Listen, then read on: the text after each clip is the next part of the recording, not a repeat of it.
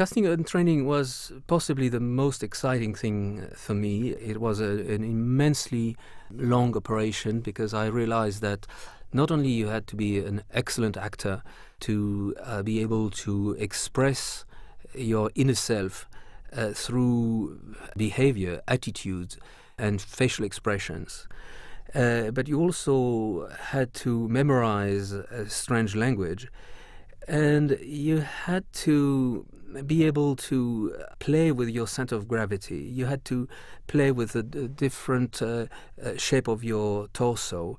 You couldn't use your hands the same way. And a lot of excellent actors, they don't have that kind of control on their body. So after a while, I could tell immediately if someone could do it or not. Sometimes I was very much in love with actors. They had great face, immense talent. But after weeks of training, they just couldn't do it. And they looked like, guys who had a cramp or guys who came out of a bad bed. And it looked quite ridiculous. This is why the whole process took me a year and a half. And sometimes it was very embarrassing. I remember in one of my casting sessions in Toronto, one guy insulted me. He screamed in the hotel that we, the directors, had no respect for actors. We were asking them to behave like monkeys. And, what could I do? I had a movie to do. But in other cases, especially with mimes, I had, fantastic response and great help for famous mimes. You have in this selection a number of images showing different behaviors that we were trying to achieve because it has to become like a language. Now, you can see here some of my drawings. That was in my casting sheet. For instance, when I met with Ron Perlman the first time, I said in French, of course, brillant, physique formidable. It can be read in English, brilliant, formidable aspect, moves exceptionally well, is a must, I said it in English, fantastic, is able to roll himself or cuddle inside the order. I wrote in French, it's difficult to translate that. And I have here different drawings that I had to put the actors I was saying in different categories. So number A had a strong protruding chin. Number B had a head that would be at an angle.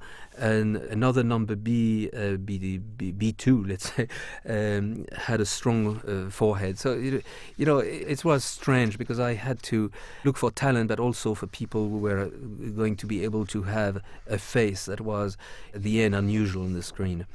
You can see how we started our first rehearsal. This is one in New York with different people trying to walk the way we were hoping they could, and different exercises.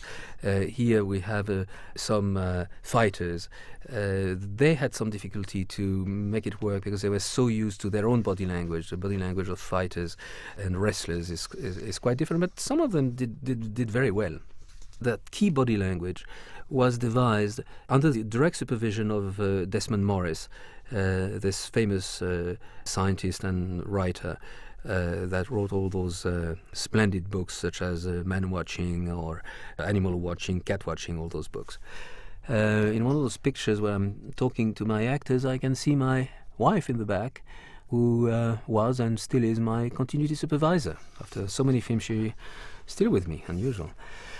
And here is Ron Perlman. This is the very first pictures that I took of him in the casting session. And I asked him to do a few expressions of being furious, being menacing, being suspicious. And he managed to do it extremely well. Here we have images of Redon Chong taking her first classes with the boys. And you can see how, in a very natural way, she found a balance squatting on her flat feet. Those are attitudes of grooming that we were trying to make right, not using the thumb too much. This is Gary Schwartz showing, the strange shape of the back that you have to curve inside and protrude your back and walk this way with your center of gravity as low as you can. So Gary was very often the one who would show the other actors how to do it. Here is, as you can see, very early on he was very right. The way he carries his body is quite fantastic. But it was also exceptional. He had extremely long arms and relatively short legs. He was a very tall man and a great help for the whole movie. And this is a very talented English mime. She went straight from Quest for Fire to the Tarzan movie that Hugh Hudson did. And she has a career of playing apes.